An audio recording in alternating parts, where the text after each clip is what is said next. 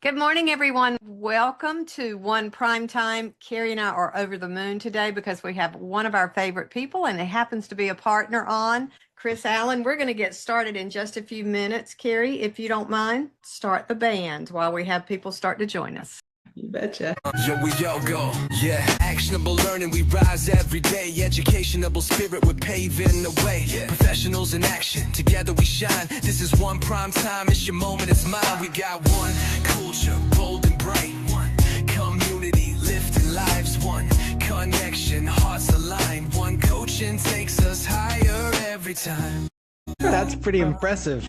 We earn to be free. Make your mark, let your story be told. Together we paint the globe gold. Yeah, with one cares, we give, we grow. Through one podcast, the knowledge flows. We share the stage, we raise the bar. From every city to the stars. We've got one culture, bold and bright. One community, lifting lives. One connection, hearts aligned. One coaching takes us higher every time. It's one prime time, just in the industry. We learn to earn. That's incredible. Well done. Let your story be told. Together we paint. This is our time, no holding back. One vision strong, we're leading. Lights, strobe lights. Time is smoke. night. Final one, culture bold and bright. Every time we learn to earn, and we earn to be free. Make your mark, let your legacy unfold. Together we paint the globe gold. One community. Man, you've got all corners of North America. Absolutely. From Washington to California, across through Arizona, east, down Virginia, into South Carolina. Pretty impressive. Good morning, good afternoon, everyone. We are delighted you're here. And look, we are coast to coast, north to south, east to west. We've got it covered today. It's like this big, beautiful tapestry that just goes all over the United States. And we're happy you're here. We're more than excited that you're friends. We are delighted to have with us today Chris Allen. And Chris is, I don't want to say it, he's for me, and I think, Carrie, I don't want to speak for you, but I've heard you say this before. He's kind of the master of ahas, where those things that he says just stick. So it's my pleasure to welcome Chris Allen, founder of Always About People. Chris, welcome. Thank you. I am so excited to be here.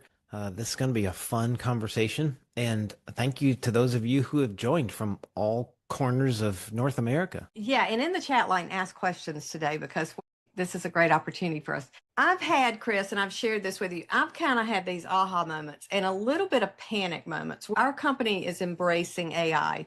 And what we're going to talk about today is embracing AI and coupling that or supporting or putting a foundation around that of EI. So anyone, can you tell me what EI is? And it's not part of EIEIO. It is something else. So when you hear EI, what do you think of? Very good, Scott Bergman. Emotional intelligence. And I want to talk a little bit about the song. We love the song. We did it through AI. We put some prompts in to build that song, Chris. And I believe the prompts represent emotional intelligence. The words are very intentional in there, that they really bring out who we are and they really speak to the critical side of what you need to make AI work. So if anyone in the chat line is not concerned, but you've thought about, we're going to have all this artificial intelligence. What are we going to sacrifice for that? What are we going to sacrifice for that? What are we going to sacrifice for AI? Wow. Trish, thinking for ourselves, vulnerability, data, Marlo. Again, it should amplify the relationship. It should never replace it. Todd Fallman, you're exactly right. Less personal conversations. And Todd is the master of communication. He's such an incredible listener, creativity, human relationships. Chris, are we overthinking it? What are your thoughts around that? Well, I think we have to be aware of the landscape changing. I mean, the worst thing is that it just takes away our brains and we stop thinking. But I think that at least from our perspective here at Always About People, it's like AI is used to enhance, not replace. And the piece that AI will never be able to fill in is the emotional intelligence of human beings and human connections. AI will also never be able to fully replace decision making. It's still going to be a human being that has to make decisions. And so the idea is, how do we use AI to enhance our thought process, to create efficiencies for us, but not to replace our thinking, not to replace our decision making, and definitely not to replace our relationships. Because it's clear, if you want to, you can just rewind a few years, look at what happened to society during COVID. And when you take away human connection, bad things happen. I mean, just look at the statistics across increased stress, across depression, across suicidal thought. All of this disengagement within the workplace, all of this happens when you take away human connection. And so the worst thing that can happen is that we somehow use AI and replace connection. So I've seen it in the chat over here on my right. I'm watching people make comments, but I think those are just a couple thoughts, and I think most people are onto it here. Michael Thorne, when we had him on a couple of weeks ago, he said something that kind of just clicked for me as well. But AI should be kind of just another layer to your team, not something that you're looking to replace yourself with, or to take the easy way out, or to kind of utilize to replace yourself, like you guys said. And I think that that's a big part of it. In Rapid Launch, we're teaching a ton about supportive activities versus revenue producing activities. And AI should not really necessarily be a part of the revenue producing activities, more supportive role, because you're still necessary in those revenue producing activities. Yeah, I agree. I mean, I just think that AI can make us faster, better, give us insights that we either had to pay for before or that took a lot of time to sort of develop. And now we're in a place where that can be manufactured within seconds, a lot of times at a very low cost, but it still doesn't take away human connection or a phone call. And I know that, like, we're probably talking to a lot of people here on the call, that this business still comes down to human connection and a phone call. So AI can give you a lot of really useful data, but it's not going to sell for you. And so I think it's interesting, how do we build in activities that make us more efficient, maybe some of these leading activities, but it's still going to require you to be a human being and continue the habits and the best practices of being a great real estate agent. Anyway, a couple thoughts. Your presence today really, to me, just signifies our commitment not only to AI. So Trish, I want to address what you've said in there. It's a tool in the tool belt, and I'm applauding that you want to learn how to use AI for workflows. That's exactly what it should be. And Chris's presence here today is our commitment at Realty One Group to support both, and to not allow AI to allow you to atrophy the skills you have as a great human. Brian Elmer put in the comments, listening. Dustin Sherlin has had some amazing comments about the creation of who you are. And both of those people have done an amazing job in very different backgrounds to establish a really high skill set to perfect selling. I want to just tell a story really quickly. I heard a message on Sunday, and I don't know if this is true or not, but since it was a message, I'm assuming it was. But an experiment was done, and it was a pastor, I'll be transparent with that, who went into AI and said, I want to know, what is the safest job that AI will not replace? Mm-hmm. And it came back and said, the relationship of the pastor and the church. And I'm not wording it correctly, but I'm really not making it up. So that was his response. And he thought, that is really interesting. It makes me feel really good. I'm going to send this to my sister, the exact same prompt, and ask her to ask her chat GTP, same question. She's a criminal lawyer. She got the response, criminal lawyers will always be safe. AI will never replace you in the courtroom. Mm-hmm. He had her then send it to a good friend who was an insurance salesman. The insurance salesman did the very same prompt in his chat GTP, and it came back, the role of the insurance salesman. It's a relationship business. People need you to advise them on how to protect themselves. The point of me telling that, and I want conversation around that, is the awareness that you may get what you're asking for and not what is reality. And that's where the critical thinking comes in. That's where you as a realtor will never be replaced, because the validation of facts.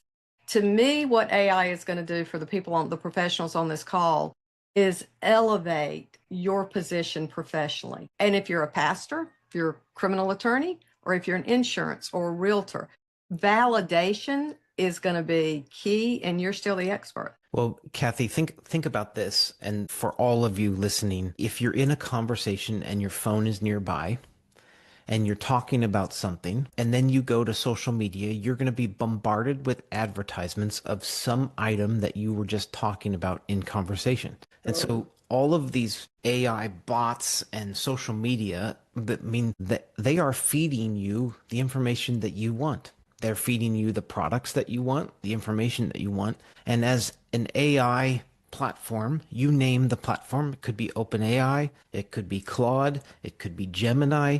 Whatever the platform is that you're using, it is getting to know you, and it is going to feed you what you want to hear. And it never takes away the need for you to use your brain to sort through the information to determine, is this actually true? Is this actually what's going on? It's not going to make decisions for us. You still have to have a human being that sort of sorts through that. But the worst thing we could do is just think, oh my gosh, this is going to cut out all my work. And all we do is basically copy paste. And you'd be surprised how much it gets wrong, how stupid it sounds at times. And on the receiving end, how quickly we can tell that was AI generated. And the tricky part is that in social media, particularly with news stories, video content, pictures, we are getting tricked into believing that something's real and it's not. And so the other thing is we just need to get smart about what we believe. And it's unbelievable how many fake stories get pushed through social media right now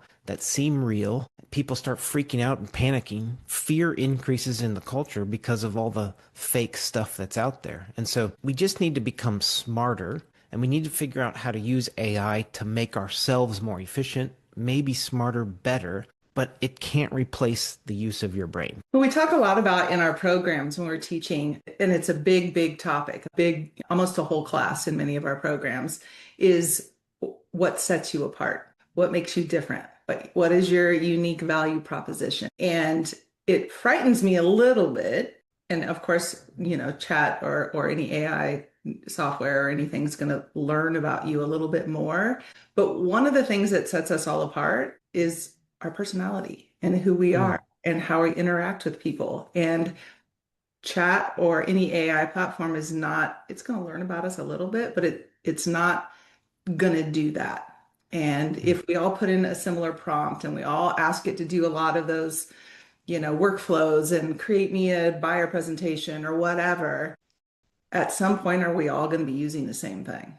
And it's going to be hard to set us up. Well, this may be interesting. We've developed kind of a tool that we use. We call it the individual clarity profile. That sounds really fancy, but let me spoil the whole thing for everybody on the call. One of the most interesting things that you can do with AI, and this actually connects to emotional intelligence, because emotional intelligence is kind of the combination of 4 things.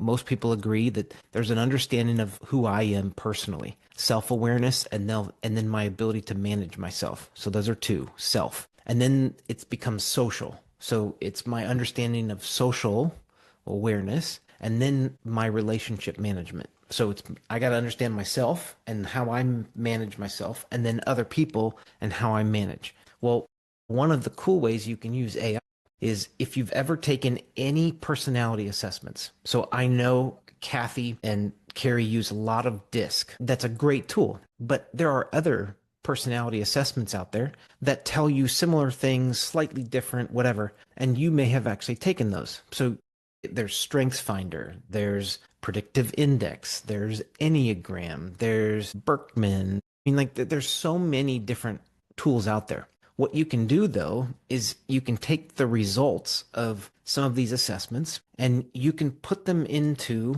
whatever AI platform you want to, and essentially ask it to build you an individual clarity profile of yourself. Hey, tell me more about myself, given all of these assessments and results. By the way, you can also put your LinkedIn link inside of whatever platform you're using, any information that you've ever gotten about yourself. You could put an interview in there. You could put a transcript of a talk that you've given in the past. You can feed it all this data, and then you can essentially ask it, hey, tell me more about myself. Tell me about how I relate to people. Tell me maybe some of the fears that I might have in selling. Then you can ask this basically prompt, hey, how could I better my own emotional intelligence in a sales environment in 2026? And as the AI tool gets to know you more effectively, you can begin to use it to make yourself more efficient. Now, again, it's not going to make decisions for you, and it's not going to make the phone calls for you to leads, but it will help you understand yourself better from an emotional intelligence standpoint, maybe even some of the weaknesses that you might have in a sales environment, maybe some of the fears and anxieties that are keeping you from doing what you know you should be doing in 2026. But all of those things can help you make you more efficient, better at your job, and that's an effective way of using AI. I pay for therapy for that. So will it, Chris, when you're saying that, is that gap you're talking about is part of that workflows, is part of that communication hints?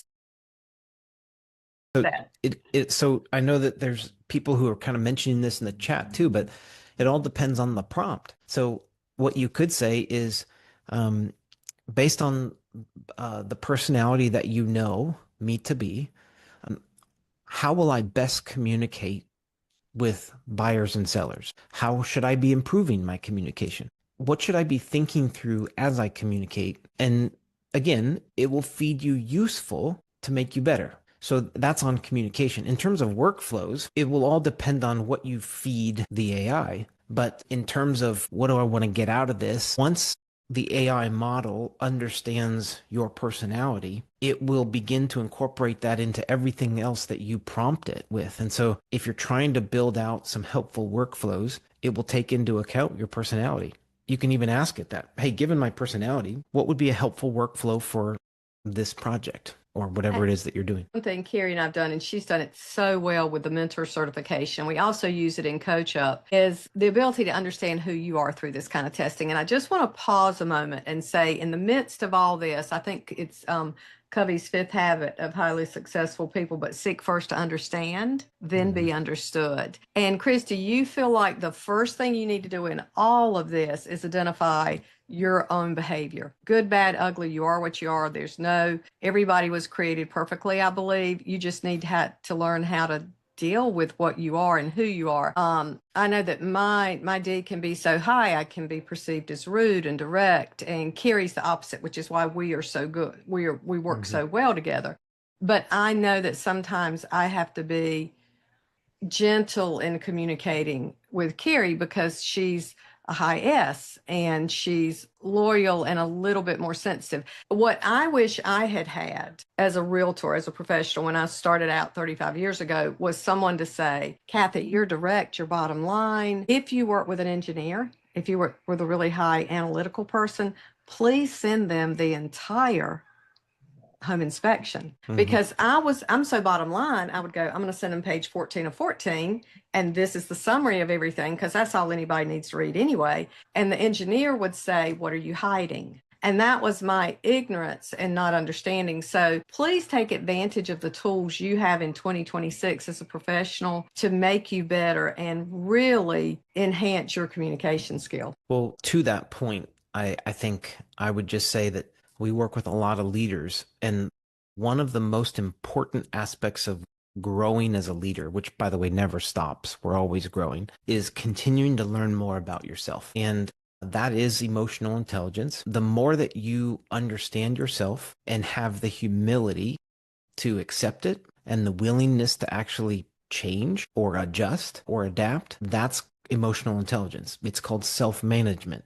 And so in Kathy's example, as she's become more and more aware of how she can come across from a communication standpoint, I know that I need to adapt that communication style depending on my audience. And therefore, Kathy is aware of herself and is self-managing dependent upon the audience. And in sales specifically, your ability to understand who you are and how you best come across will be really helpful. Instead of you trying to fake or be a chameleon to whatever audience you're in, how can I be myself? How can I be the best Chris Allen possible, but adapt my communication style based on my audience? So to that example, an engineer on the other side, they want details. A salesperson on the other side, man, don't give me the details. I don't want to get in the weeds.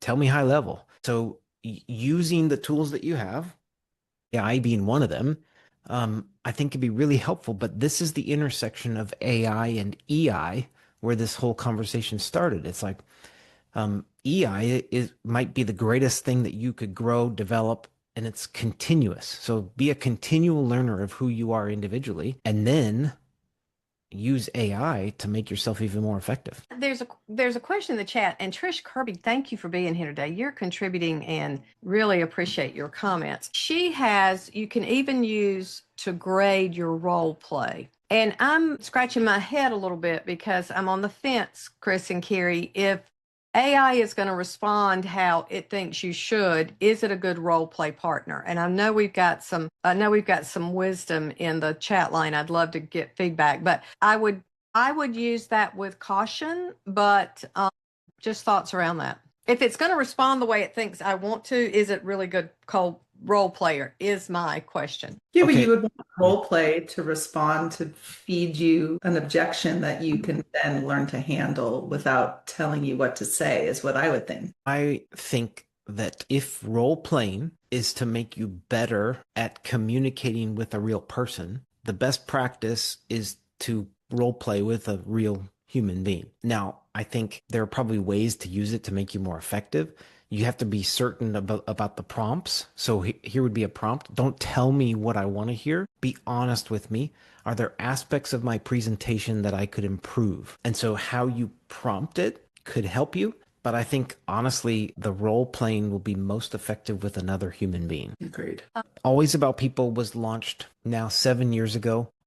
I was the chief people officer for a large company a mortgage company in Charlotte, North Carolina. It had something to do with movement and momentum, but I moved from there because what I was really passionate about is helping to create cultures where people thrive. And so I wanted to help other organizations do the same thing. I met Kuba in 2017, 9 years that we've been kind of hanging out. And he was just on this track to say, how can we build a culture at Realty One Group where we really help individual people thrive, not just in work, but in their personal lives? How do we build a culture where we can see that happen? And so much of what you guys are experiencing in the background is out of Kuba's desire to create this culture where you can become the best version of yourself. Well, in that, obviously, we're developing leaders, we're building culture, we're helping people to have individual clarity. So you would think with that would be a specific personality assessment. Well, I'm watching so many people in my space go out and try to sell a specific personality assessment.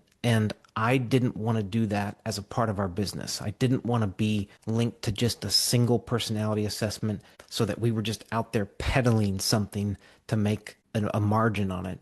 And so what we did instead was we said, we'll use whatever tools an organization is already using. We'll come in and we will build AI models around whatever tool it is that you're using. DISC, Myers-Briggs is a great one. DISC was actually built on a framework from the psychology of Myers-Briggs. So like all of these are actually related to the same core psychology and science. And everyone just puts a different framework together so that they can make a few bucks and sell it.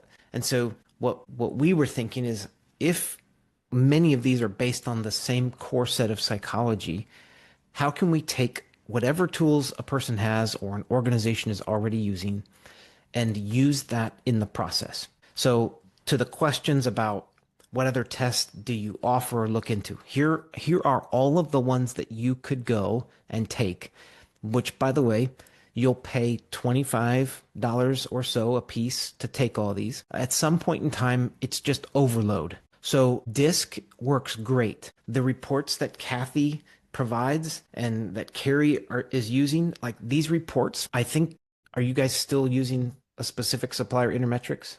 Yeah. Okay. So these reports that are provided can give you all kinds of insight that you could literally use in AI models to help you understand yourself better. So DISC is a great one.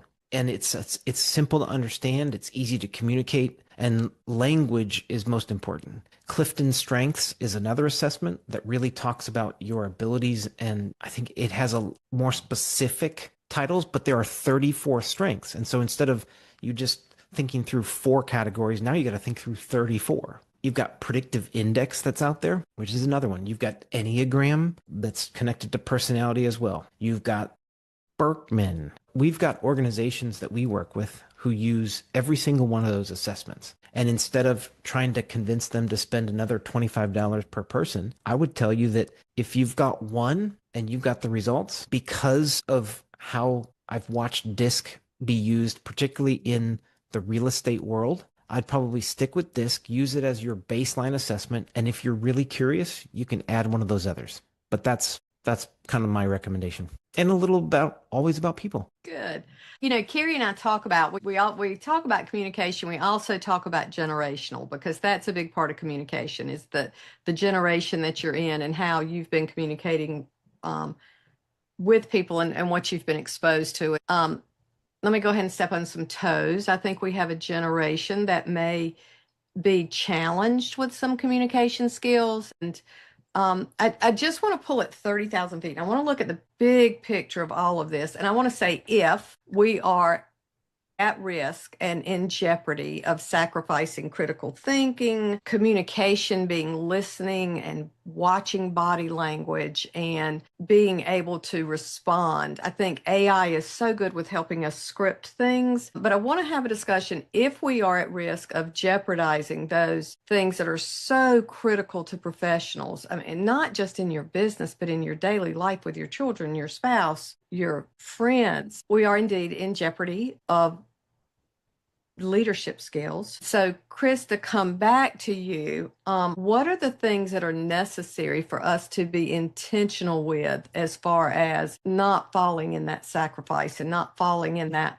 position of atrophying those muscles of communication? Okay. It's a big question. Yeah. So what you're really saying is that in the rise of AI and the use of a device, which, by the way, the Wall Street Journal has done a couple interesting articles over just even the last week on the detriments on a culture of the use of device, gaming, social media, etc. And so you can all go read those. But what we need to make sure is that as parents of kids, that we're not allowing them to text each other in the back seat of our cars. Put the phones down and talk to each other. We're seeing a lot of school systems ban phones inside of schools. Yes. And it's based on research. And the research is saying that when you take phones away from kids, you're reducing bullying, you're creating more focused learning, you're reducing ADD, ADHD. And so again, there's a ton of research out there, science, we don't need to get into it all. But how do we make sure that the muscle of communication doesn't atrophy? Well, make your kids communicate to each other. Make your real estate agents actually go talk to people. Let's convince a generation to pick up the phone. A text and an email does not communicate emotion. And so what happens is people read messages through whatever lens they want to, and oftentimes it's the worst. We have a saying at Always About People that we try to teach every organization, and this is what it is. In the absence of information, people make up stories. In the absence of information, people make up stories. I think I've probably used this example here before, but when you're sitting on an airplane, everyone boards and they announce boarding is complete. And now you're sitting there and it's been silent for another 5 minutes. You're starting to panic. Then you watch an individual with a yellow vest walk on the plane, and the back of it happens to say maintenance. Well, you're putting everything together right now. You're adding it up and you're thinking, oh, great, I'm not going to get where I need to go. But nobody has communicated anything. And so you've built a narrative, you've made up a story in your head, and it may or may not be true. But in the absence of information, people make up stories. And so real estate agents in your office, in the absence of information, they're making up stories.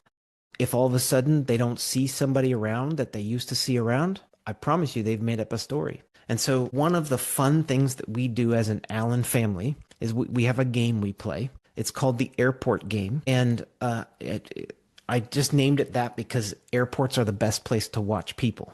But I've tried to train our kids in emotional intelligence by asking them to watch people and make up stories about them. So what we do is we'll watch somebody walk by us in the airport, and based on their facial expressions, the speed of their walking, their hand motions, or whatever else, I will say without pointing, hey, look at that individual over there in the blue shirt, whatever. What's their story? And we will make up a family story about an individual based on whatever's going on, facial, nonverbal, anything. Airports just happen to be the best place to do that. I guess you could call it the mall game, but nobody goes to malls anymore. So we'll just call it the airport game. But that's a way that we've said emotional intelligence and understanding people is going to be important in our family. And we're going to put down the phones and we're going to talk. Here's another one. Leaders ask great questions. And I just want to say, if you become known as the best question asker, you are going to improve communication in any environment that you get in. And it's amazing that oftentimes when there's a slight break in conversation, let's say that it's at a restaurant, inside of one of your team meetings, there's like a little bit of silence. Everybody picks up their phones. And in a small little break in silence, it's like culturally, we can't even handle silence anymore. We have to fill it with something. So everybody just picks up their device and starts scrolling. It's almost like they don't even know what they're scrolling. They just have to do something. And so I think if people are having to fill that space with something, what if you're just the person that fills that space with a question? I was at a dinner, a work-related dinner with a team last night, and I was making up questions on the fly. And when I facilitate a lot of these team offsites, I become known as like the question guy. Well, they think I've got like this big list of questions in my pocket. I'm just making them up as we go. All right. Last night we had kind of a fun conversation, and I was just like, all right, so I give you $100,000 cash right now. What are you going to do with it? And I told people, I don't want you to take time to think about this. I want you to give me your first answer, and we go around. Well, what that question points to is what somebody values in the moment. And so you can tell a lot about a person, their stage of life, what they value, by even how they answer a silly question like, I'm going to give you $100,000 cash. What are you going to do with it? Some people are paying off debt, school debt. Some people are buying houses. Some people are investing. Some people are taking extravagant vacations. But that just improves communication and makes sure that we don't atrophy that muscle. And so we kind of need to mentor the next generation. And so one of the best things you can tell them is put down the phone and then you ask a great question. So I don't know. That was maybe a long answer to your short question. I love that. I love that. A couple of things. One of my things has always been, since I've been in real estate, is to come from curiosity and not judgment, because I think the more seasoned you become in this job, maybe a little bit more tainted you become. And I always try to back up and not create a story that's not there. And rather than judging and assuming a story, to really ask questions. And I've been in situations because of my role as a recruiter, and all of this rolls back to you. If you're listening to this as a real estate professional, bring everything Chris just said about his kids into your world, because imagine the depth of the relationship you're going to build and the emotional intelligence around asking questions and understanding why they need to sell, why they're ready to move, why is the timing critical, what is essential, what is important. For buyers, same thing. The more you know about people, I cannot count on my hands and toes, because a lot of times I have to use my toes. I can't count on all my digits how many times I've had people come to me and say, how do you know that about them? It may be, I may be working with someone about their agents, or someone they're trying to recruit, or someone they're trying to grow their business, or an agent that I'm coaching in production. And I ask questions and they'll come back and say, how do you know that much about these different things? And Chris, is because I'm asking questions, and not as an exercise. I think this is Mm. really important.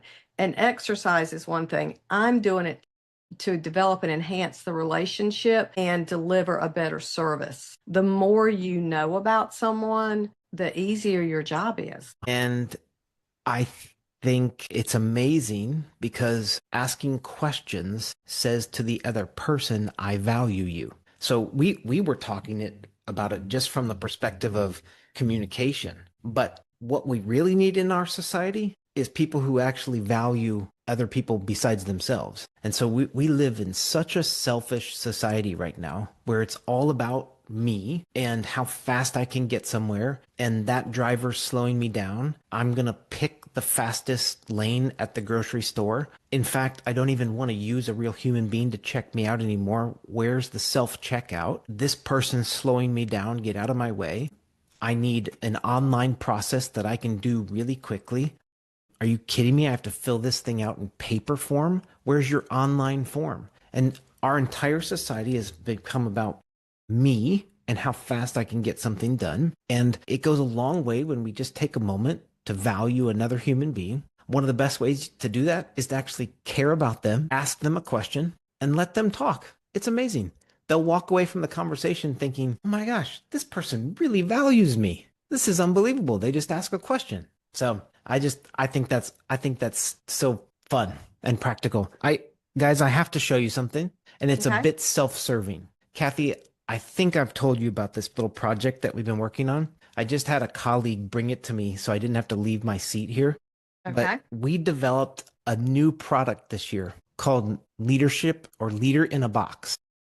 So leadership starts with a question, Leader in a Box. You can actually go to leaderinabox.com. But here's what this is, friends. It's a box with questions, and it helps you with one-on-one conversations. And we're trying to get them into the hands of managers because we believe that this not only improves communication, but it helps you make the other individual feel valued. And so inside that big box is a small box of questions like those games you can buy at home. And there are 3 categories inside for you to ask people questions about individual clarity, leadership clarity, so you can find out about yourself as a leader, or relationship clarity. My point is, this is just a simple little tool to ask better questions inside of a work environment, or a supervisor kind of to an employee, or a leader to an individual, or even at the dinner table. Let's just ask better questions. Be amazing what would happen. Put the phones down and ask better questions. You know, Chris, I love that. I love the relationship with you. With Kuba's direction, we are really developing strong partnerships outside of One Coaching to make sure that we're providing what we need. Melissa Sherlin is asking again for that web address, so we'll put that in the chat line, but also I want you to talk more about it. But I want everyone just to pause one moment and listen wholeheartedly. Leadership is about you. Leadership is about every transaction you close, every opportunity you have to work with an individual. You're the CEO of your company. What Carrie and I are doing with the help of partnerships like Chris is we're elevating you to the level of you're the CEO and you're making really strong decisions. You've elevated to increase your value.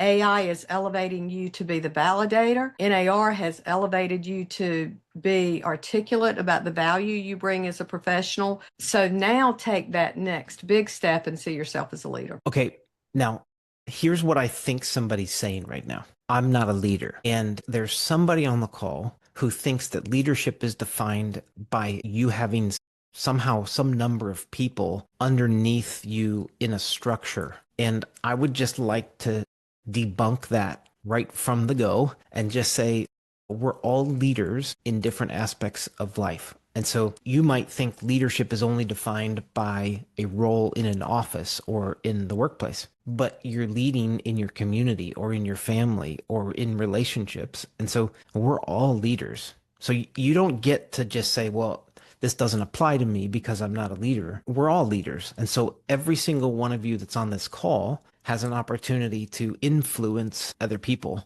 And so if we go full circle, you think about digital AI taking away the personal connection. You think about what our world went through during COVID, taking away personal connection. The rise of AI at its worst would take away all personal connection. And we need to fight it, put the phones down, ask better questions, and talk to each other. You'll then strengthen that muscle of communication, improve your own emotional intelligence, and you'll become better at relating to people. And that's what sales is. So, And it is full circle. We've always said hearing is one of the five senses and listening is an art. And listening is really about asking the right questions, responding to them with, tell me more about that, and just getting as deep as you can. It's interesting, Chris, just to verify this, because we've got just a few more minutes and we want to we want to be able to ask some questions in there. But I have a good friend that teaches, she's in probably her 25th year of teaching kindergarten. And this year she has the COVID kids. She has the highest number of children in speech therapy that she's ever had. It's like 80% of her class. And what the studies are showing, it's because that's the first group that grew up with masks.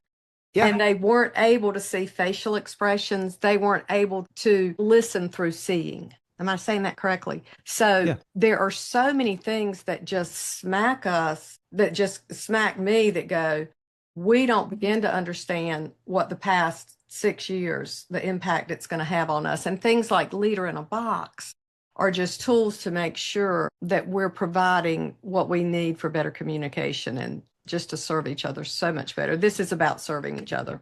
Okay, I've got one other thought for everybody. So we talk about the art of listening. We've actually transformed it into the art of attunement, and we're changing the word because we've stopped listening to the word listen. And so we're going to change the verbiage, and it's the art of attunement. Here's the concept. For those individuals old enough to know what a tuner was, you would tune to a radio station. You would go through the static until you could get clarity. For those who never dialed a tuner, it's the same thing as connecting a Bluetooth device. And so right now I've got an AirPod in this ear. If I take that AirPod and I go to my car, that thing will connect to a new device. I go home and it's still connected somewhere else. Or worse, I'm in my home office. I think I'm connected to this call. My wife drives out of the garage and all of a sudden I'm on a call in her vehicle. Okay, we know what this feels like. That's Bluetooth connection. Guys, the same thing is happening in our culture today. We're in the static. We're not tuned in with each other. We're so confused. We're so distracted. We're on our devices. We're not even really paying attention. We think we can multitask and listen to 5 things at once. You can't. And the Bluetooth devices are connected somewhere else. And so what we're doing is we're affecting our human relationships, because when I get home, my brain is still Bluetooth connected to all of the things going on at work. I'm sitting in front of a potential buyer and my brain is connected to some family matter that I just came from and I can't concentrate. We as a society are just so distracted and bombarded with information, notifications. I call them dings and pings, that we can't even concentrate anymore. It's really a stress response. And so what's happening in our bodies is that we're not even acting rationally or strategic anymore because we're so consumed with data, dings, pings, and distractions. We're disconnected. And the art of attunement is my ability to come into a situation, dial in past the fuzz so that I'm with you as an individual and I'm locked in and paying attention. My Bluetooth device is connected to this conversation, not the 4 previously. And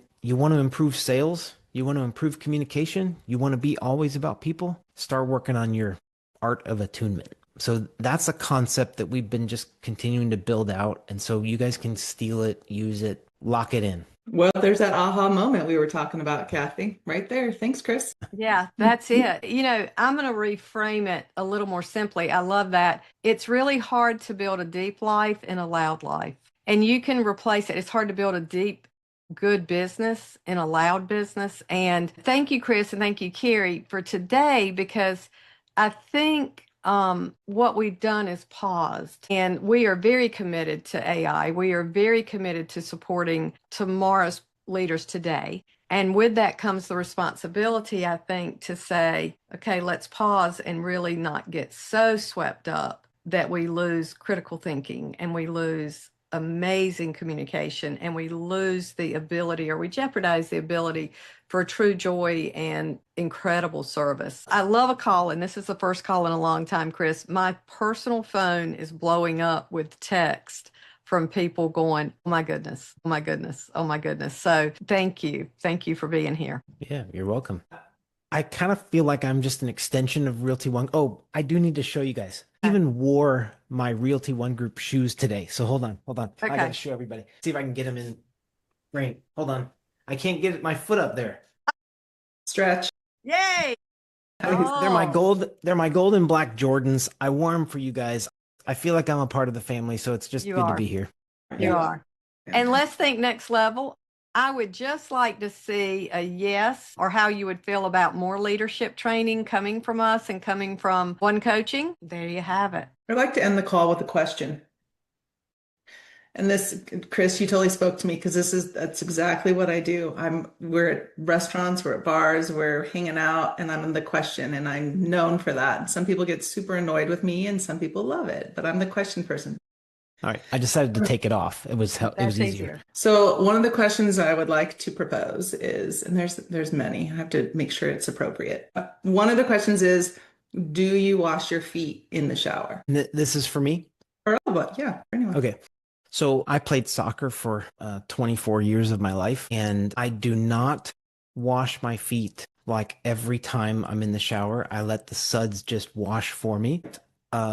Do probably every once in a while. Anytime that I find dirt between my toes, it's time to wash my feet. There's my answer. Yeah, I'm the same. Unless there's a reason to wash my feet, I do not. I don't think I've ever washed my feet unless I like stepped in something, or I went to the beach and there's sand everywhere, but yeah, no. Okay, good to know. That's a good question. Okay, I'm gonna give we won't have time to answer it, but I'm going to give one question that everybody can walk away with. This is probably right now in this season my favorite question. Give me 3 brands, could be about anything, 3 brands that represent you and why. And so again, for those of you who have teams or take it home to the dinner table tonight, ask whoever's there, come up with the 3 brands that represent you and why. And it could be a clothing, automobile, doesn't matter, whatever. But 3 brands that represent you and why. That's a fun one to get to know people. So steal it. To my list. Good. Chris, thank you. Thank you for being a member of the family. Carrie, thank you.